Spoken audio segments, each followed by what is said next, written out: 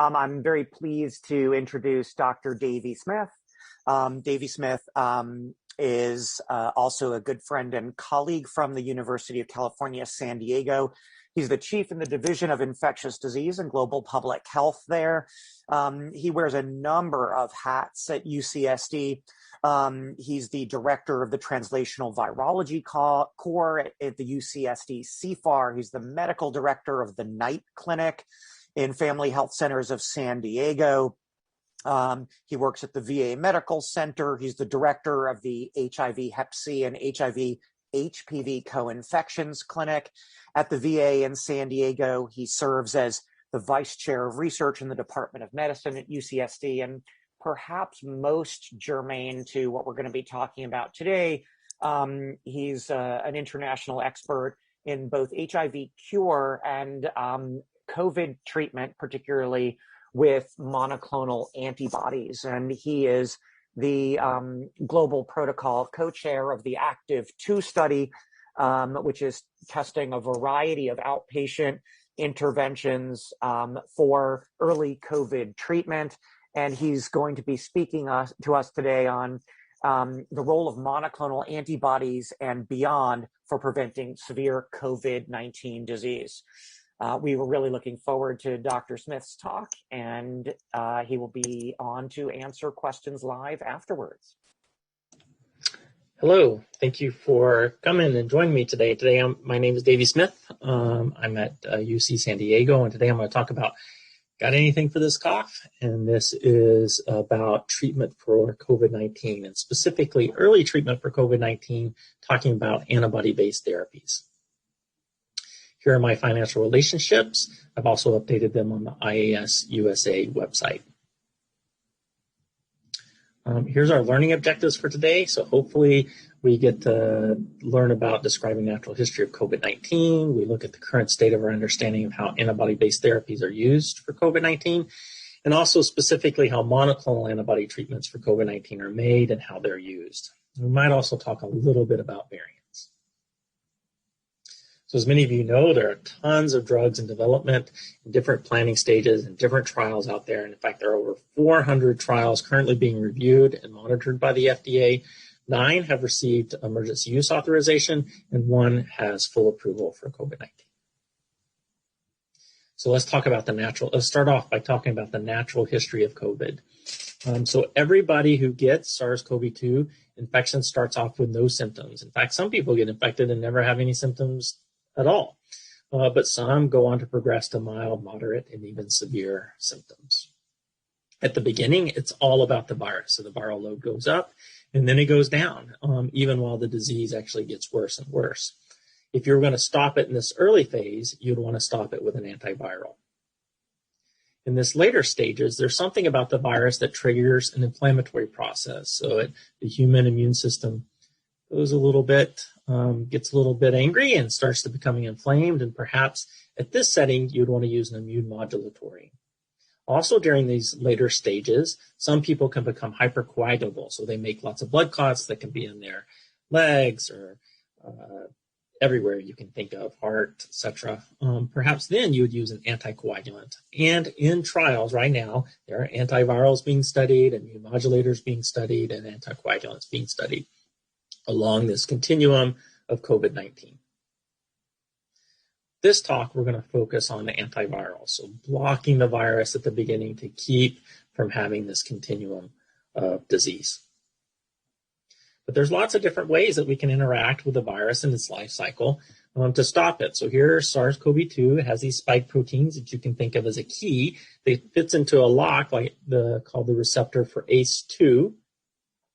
So perhaps we could block that process. There's also a human enzyme, a protease, that the virus needs to cut up its own proteins. Perhaps we can use a protease inhibitor to block that process. Other things, the body itself makes multiple substances that modulate the immune system that can act as an antiviral. Think of interferon back in using it for hepatitis B and for hepatitis C. Perhaps that could also be used for SARS-CoV-2. SARS-CoV-2 also makes an enzyme called polymerase, and you could use small molecules to interfere with that polymerase to keep it from making new copies of itself. The virus also goes into these endosomes, and perhaps you could acidify those endosomes with things like hydroxychloroquine or azithromycin to lock that virus in there. And these things are all been tried out.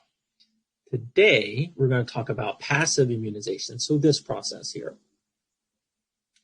And it's an old process. In fact, the first Nobel Prize ever in medicine was for this process, passive immunization for diphtheria. And what scientists did is they grew diphtheria in the lab and the toxin and injected that into a horse. And the horse made an antitoxin, which was, of course, an antibody. And they were able to pull the sera out of the horse, concentrate this antitoxin antibody, and then deliver that as a treatment.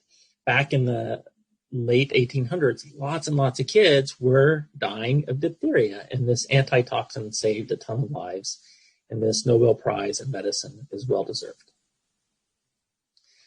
So let's fast forward to 2020 and look at convalescent plasma. Can we use the same process in a little different way for treatment of SARS-CoV-2? So here we have a person who got the infection, and they did great. They survived their infection, and they made some immune responses to that infection. That's how they got out of it. Perhaps after they get rid of their infection, those immune cells and immune antibodies here, for the most part, are what we're really looking for. So we take the blood out, we apherese it, we take the plasma collection.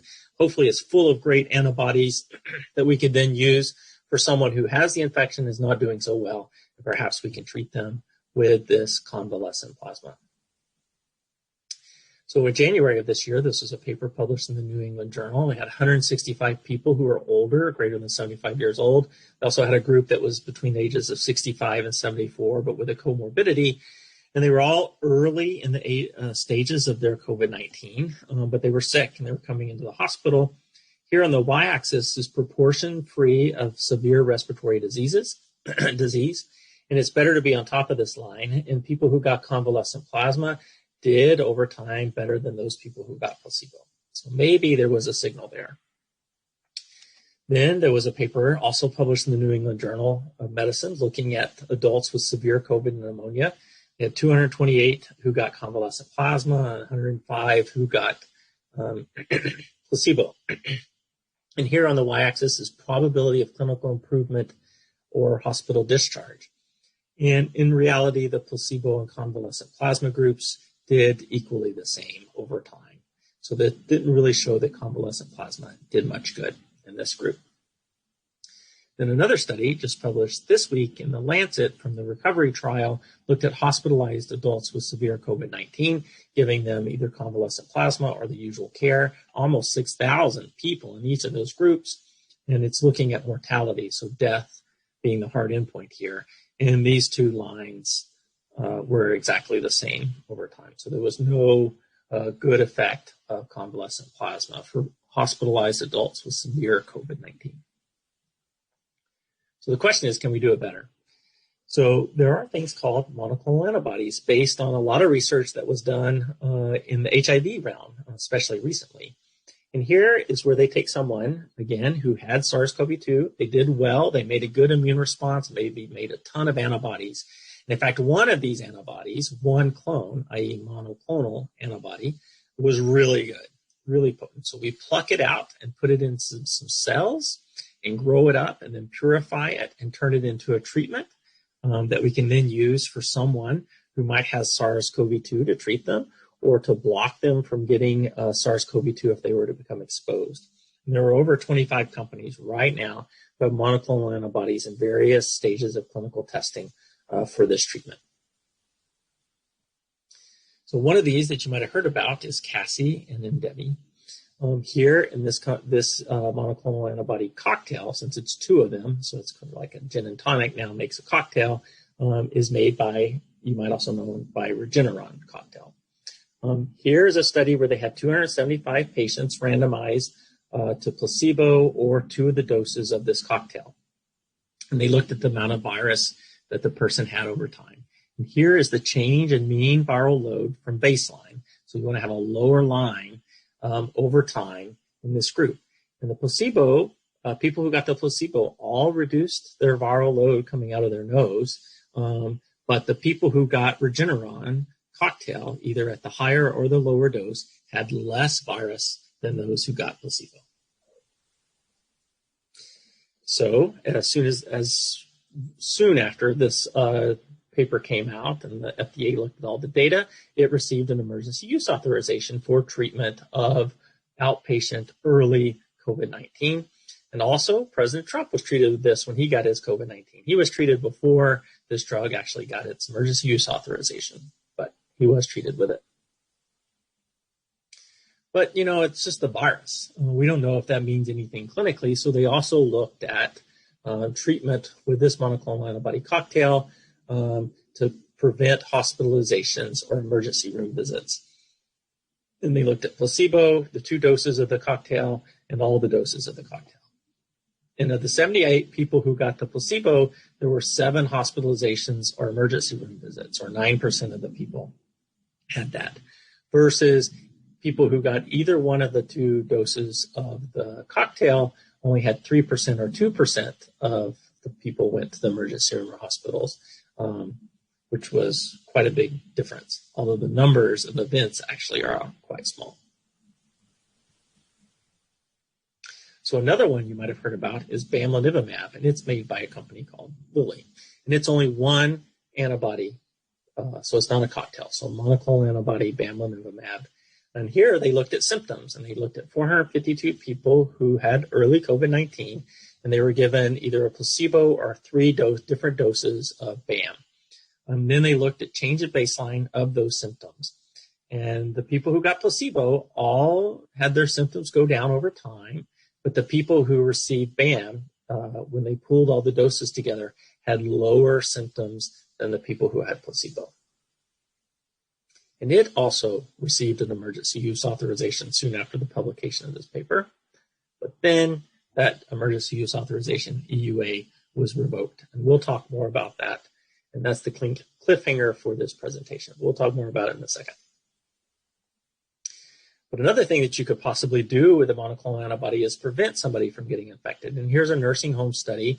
These are the proportion of residents in a nursing home who got infected. And I remember at the beginning of this epidemic, it was absolutely horrible. Lots of people in nursing homes died from COVID-19. So protecting them would be a high priority. And here they looked at people who got placebo or got BAM. The people who got placebo in the nursing home had many more infections over time than the people who got BAM. Then they looked at viral loads, looking at this monoclonal antibody cocktail. So they added another antibody to it. So now we have a whiskey and a Coke, I guess, for our cocktail. 2 different monoclonal antibodies. But here they compared it first to all the monoclonal BAM at different doses, so just one antibody, compared it to placebo here in red, and those that got any of the doses of BAM had lower viral loads than people who were in the red box there got the placebo. But the people who got the BAM plus a TESI, or the cocktail, actually had lower viral loads than any of them at days 3, 7, and even up to 11. And another way to look at it is here's change of viral load on the y-axis, study day on the x-axis, placebo in the gray, and then those people who had the cocktail had a much steeper decline in viral load. They also looked at clinical endpoints, and here's hospitalization or death by any cause. People who got the placebo had a 7% rate of hospitalizations or death, but people who got the cocktail only had a 2% rate of hospitalization or death. And actually, if you drill down to just deaths, people who died in this group, so 517 people got placebo, and there were 10 deaths. But people who got the cocktail, there were no deaths in about the same number of people. And this got an emergency use authorization, and it's in the NIH guidelines for treatment of early COVID-19. Now, I just want to review a little bit of the high-risk patients eligible for monoclonal antibody treatment. So this is the BAM plus a TESI, or the CASI plus Indivi. These guidelines are changing all the time. They just changed on Friday. I updated these. They're probably going to change again. And the other big caveat here is that everybody's health system has a little bit of unique criteria. So please check your local area where you would send somebody to get a monoclonal antibody to know exactly who would qualify at your institution. But the FDA says anybody over the age of 65, good to go. It doesn't matter if they have no comorbidities. And anyone greater than the age of 12 with any of the following, sort of heart disease, high blood pressure, emphysema, asthma, a BMI that only needs to be greater than or equal to 25. It used to be 35 and now it's 25. Kidney disease, diabetes, immunosuppressive disease, such as uncontrolled HIV, or a treatment that causes immunosuppression, neurodevelopmental disorders like cerebral palsy, or someone who might need a trach, et cetera, to live. And also pregnancy has now been added to the list of allowing someone to be considered as high risk and eligible for the monoclonal antibody therapy. For a lot of my HIV patients who are doing great on their antiretrovirals, we might not consider them immunosuppressed. And there's lots of data showing that people who have good CD4 counts and on therapy seem to be doing okay with COVID-19 and shouldn't be considered high risk. However, if you dig a little deeper, HIV itself causes a lot of inflammatory diseases such as chronic kidney disease, diabetes, high blood pressure, definitely cardiovascular disease. So basically, HIV has often set up many of my patients to be in this higher risk category, not exactly from HIV itself in terms of the immunosuppression, but from all these other comorbidities. And honestly, these other comorbidities are a much bigger predictor of hospitalization and death for COVID-19 than the immunosuppressive part. So in your patients, really look down and see if a lot of these other factors put them in a higher risk category and perhaps needs to then be treated with monoclonal antibody therapy if they were to get COVID-19.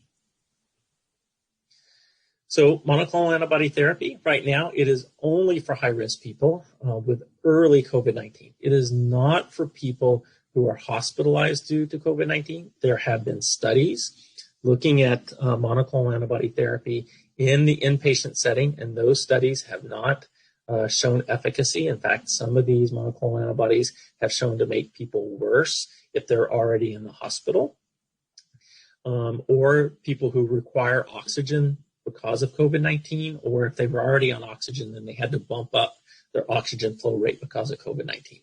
They are not eligible for monoclonal antibody therapy. However, there are some studies going on now that might show some promise that monoclonal antibody therapy in certain situations might be useful for this group, but that is not the current monoclonal antibodies that we currently have at our disposal now. Other things that are coming in the future are new routes, so intramuscular, subcutaneous, inhaled versions, which makes it much easier. Previously, I'm sure you all remember how hard it was to get these infusions of monoclonal antibodies to the right people at the right time, especially when they were infected and contagious, etc. It just made them not as useful. So hopefully these new routes will help with that. The other thing to know is that emergency use authorization does not equal full approval, and the FDA has been very explicit that new and more research is needed before they are granted approval. And it's ongoing, so hopefully that happens soon. So let's go back to bamlanivimab, and we're going to talk a little bit about evolution, and specifically SARS-CoV-2 and how it evolved into us. So it's an RNA virus and has a modest mutation rate. It's definitely not as high a mutation rate as HIV, and definitely not high as hepatitis C, but it evolves, and it was sitting happy in bats, going from one bat to another until one day it jumped into a human and said, oh, I could live here. I just need to adapt myself. I need to make a few evolutionary changes in myself. And that's where we get to start talking about variants. And many times when we talk about variants, we use these funny letters like D614G in spike. So just want to go through that just quickly so we're all on the same page of what that means. And here, you have a spike protein. The virus has a spike protein, and the protein is made up of a whole bunch of amino acids. And those amino acids each are identified by one letter. And in this situation, D is aspartic acid and G is a glycine. And here's virus 1. And it starts off in its spike protein and a whole list of amino acids that might spell out, let's say, Dr. Davey Smith. And at the 614th one, the 614th position, it starts off with a D, but then it evolves. It says, I need to change myself just a little bit so that I can fit better in this new human house that I have. So I'm going to change that D to a G, so a aspartic acid to a glycine at position 614. And that's how you get the nomenclature of D614G. And when the virus did that, it made a few little particles at the D position, but as soon as it changed to a G position, it made a whole bunch. That increased its infectivity, increased its transmissibility in animal models. In evolutionary terms, we call this, it increased its fitness. And in fact, what we saw was that at the beginning of the pandemic, all the viruses that we sequenced at the 614 position had a aspartic acid. But after around mid-February last year, and definitely a year ago from now, all the viruses had changed their D to a G that were circulating. So another big question is, do these variants impact our monoclonal antibody treatments? And here's a nice paper that looked at the different antibody cocktails and looking at different variants. So here is the amount of activity. So you want to be higher on this list. And these are the different variants. So here is B117, which was first found in the UK, D614G, which I just talked about, and then there's B1351, which is originally identified in South Africa. And here's the different monoclonal antibodies and monoclonal antibody cocktails. And the one that was really knocked out was bamlanivimab here. And when it did that, it lost its emergency use authorization. Now, the new cocktails, when you have more than one antibody attacking the spike protein at different places, these variants have less room to be able to evade and seem to hold their susceptibility to the cocktails. So another antibody therapy that's currently being tried is polyclonal antibodies in cows. So similar to that Nobel Prize winning experiment, people are looking at cows. Cows make a lot more blood. But the other thing that they can do with cows is they can completely transplant a human immune system into a cow. So they make a cow with a fully human immune system. So when the cow makes an immune response, like say an antibody, it's making a human antibody. And here they take a cow who has this humanized immune system, and they basically vaccinate it with a whole bunch of spike protein from SARS-CoV-2. The cow makes an immune response, an antibody response, but instead of it being monoclonal, just one antibody, it makes a whole bunch of different types of antibodies to that spike protein. So it's a polyclonal antibody response. Cows make tons and tons of blood. You can pull out the plasma. You can concentrate those antibodies to really high levels to know how well they can neutralize the virus, and then that can be turned into a treatment, and this is currently being studied as we speak. So in summary, antivirals are being developed for SARS-CoV-2, many antibody-based therapies for COVID-2, and many are promising, and some have gotten emergency use authorizations.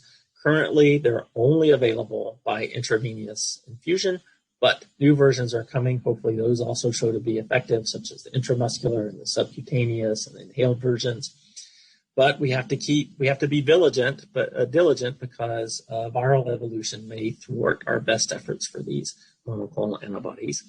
And just as a plug, you can check out many of the therapies that I talked about here today through the Operation Warp Speed, formerly known as Operation Warp Speed, the U.S. government's response to COVID, Active 2, riseabovecovid.org. Many of those therapies are currently being done in that trial now.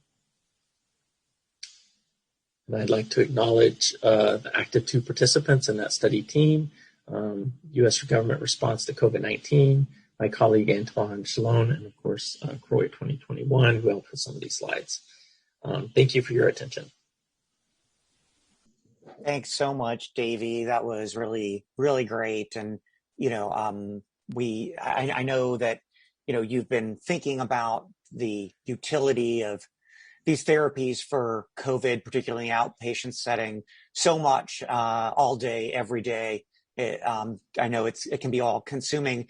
I think we have some really important questions from the group that people are wondering about long haul COVID. And if you have thoughts on, we've had these anecdotal reports of people doing better with long COVID type symptoms after vaccination. But do you think MABs might have a role there, and what might mechanisms be that we could think about as being worth studying about that? Yeah, no, it's a good question. Thanks. We are looking at long COVID, so we think that it is an inflammatory process, and perhaps if we stop that from kicking in, so that the people don't go on to moderate severe disease, that perhaps that early intervention would prevent it. But heck, I don't know. So we're studying that now in Active 2. That's great. It's good to know that that's being looked at, because I think that's something that a lot of folks are suffering with when we have relatively little to offer in the way of specific therapies. So that'll be great data to have.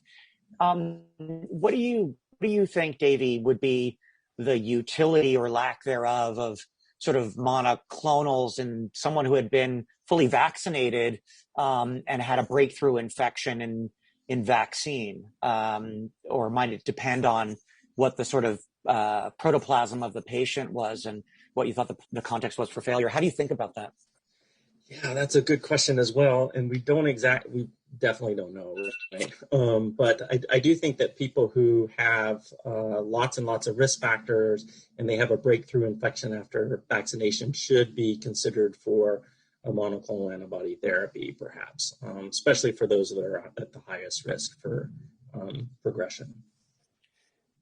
Davey, I imagine that running Active 2 is, pretty much running 7 registrational trials all at the same time, and it must be a mind-numbing experience. What can you sort of tell us about the landscape of drug development for COVID? With all these, agents coming in and going out and trying to prioritize. What's your outlook on therapeutics? Because if we have another wave, I think this is going to become again much more at the forefront of our thinking, perhaps less so at this particular moment as it's on the wind down of this wave, but it's going to come back, isn't it?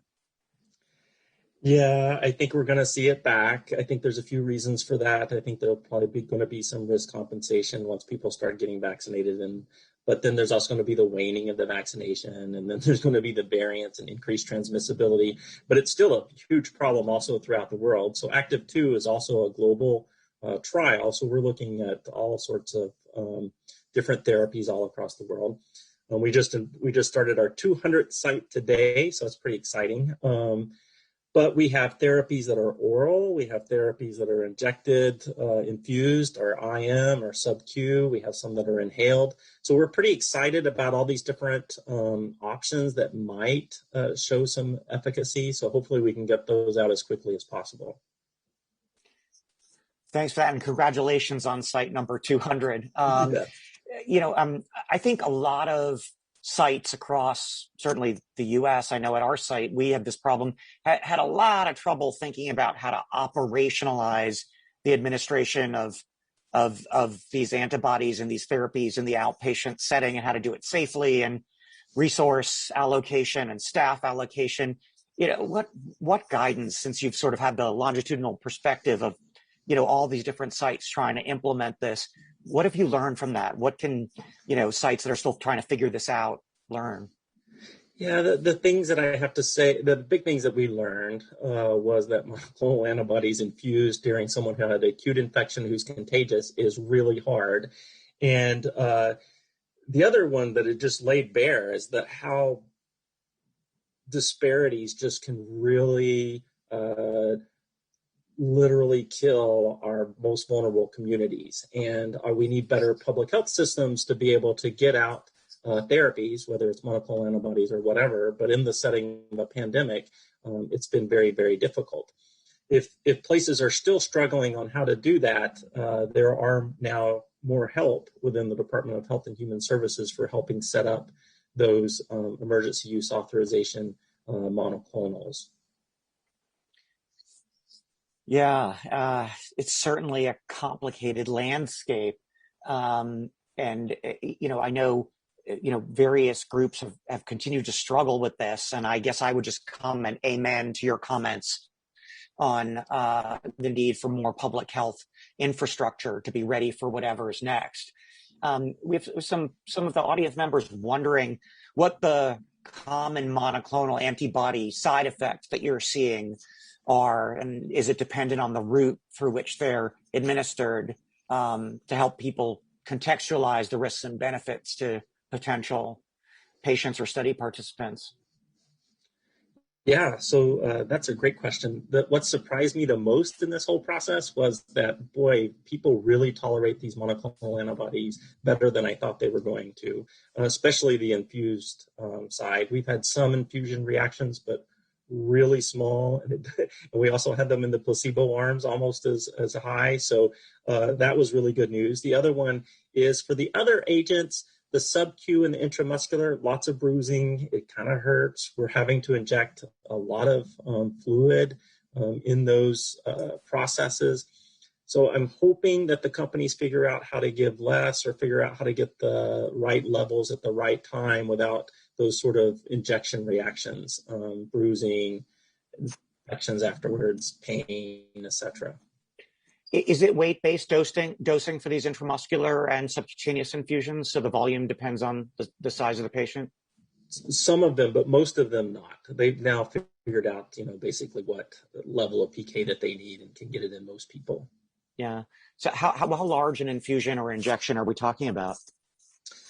Yeah, we can get a couple of mils, and then sometimes it's multiple injections. So we have one study going on right now that's intramuscular where we have to give 2 different injections at 2 different sites, 2 mils. So it's those bad, when I give penicillin for syphilis, right, and people do not like me, we're talking about like that. So. Yeah, it's very interesting. People have very different thresholds of tolerating these larger volume injections, don't they? Some people are like, whatever, and some people it's a deal breaker, isn't it? Yep. Yeah. We have one of the audience members wondering about, in HIV, we're so used to sort of thinking about, iris and inflammatory complications. And obviously that's a huge factor in more advanced COVID disease. Not really the topic of what you were talking about today, but did you have thoughts on sort of where the field is with sort of anti-inflammatory therapies for more advanced COVID, or maybe is there even a role for anti-inflammatories earlier on, or where do you think the field is with that? Yeah, I don't know about anti-inflammatories early on. We're definitely looking at different agents for that, and I think some of the immune modulators like inhaled interferon might hit both, be an antiviral and also change the inflammatory landscape.